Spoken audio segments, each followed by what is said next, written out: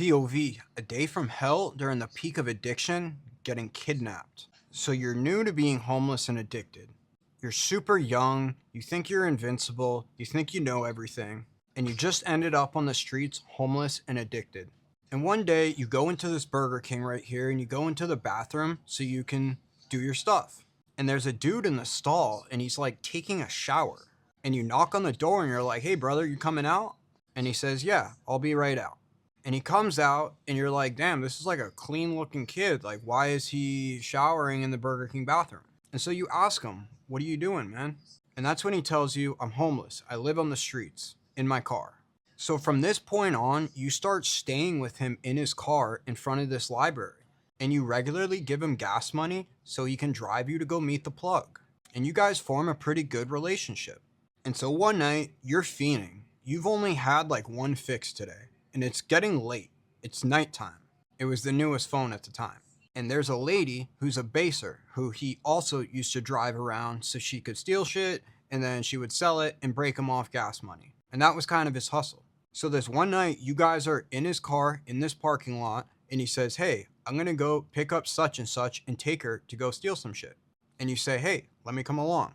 So you guys go here. This is Bayside, Miami. It's right downtown Miami. It's got a bunch of stores. It's where all the cruise ship passengers go. And it's got a really vibrant nightlife. And so you guys go there and you and your buddy are waiting for this lady to get done, like stealing the stuff. And you're just thinking to yourself, "Man, I have no way of getting any money tonight. I need to think of something quick." Because you don't got the balls to steal, at least from a store. And so you think of this genius idea and you ask him, "Hey, can I use your phone?" He didn't own a phone. The phone that he lets you borrow is his girlfriend's phone that she's letting him borrow. And you tell him, "Hey, I'm going to call my dad for some money," which is normal. He knows you get money from your dad all the time. So he trusts you and he says, "Okay, that's fine." He hands you the phone and you tell him, "Listen, there's a lot of people here, so I'm going to walk around the corner so I can get some quiet." And he says, "Yeah, like no problem, whatever."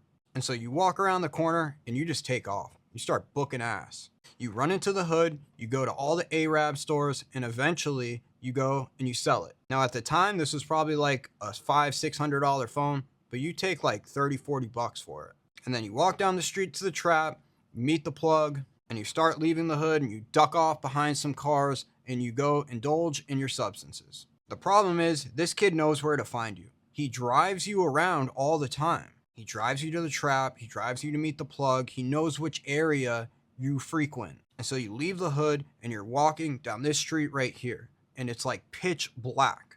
Follow me for part 2.